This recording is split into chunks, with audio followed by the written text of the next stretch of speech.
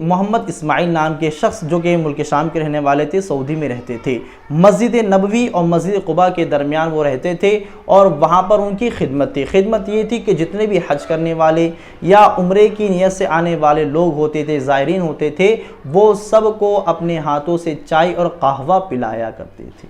یہ عرب کے لوگوں کی مہمان نوازی ہے میرے بھائیو دوستو۔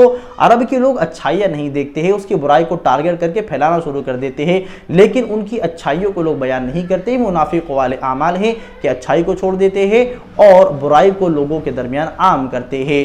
تو یہ سعودی کا جو خلاف ورزی کرتے ہیں یا جن کے ذہنوں کے اندر سعودی عرب کے خلاف زہر بھر دیا گیا، یہ لوگوں کی عادت ہوتی ہے۔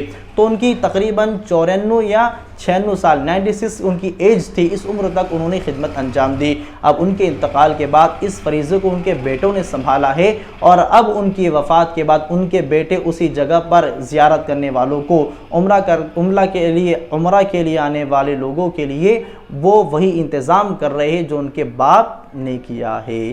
تو یہ میرے بھائیو دوستو، یہ عرب کے لوگوں کی صفات ہے، ان کی خاصیت ہے، اور ان کی اولاد کو دیکھیں کہ وہ اپنے والد کی کتنی فرمانبردار ہے کہ ان کی وفات کے بعد بھی وہ اس عمل کو انجام دے رہے ہیں۔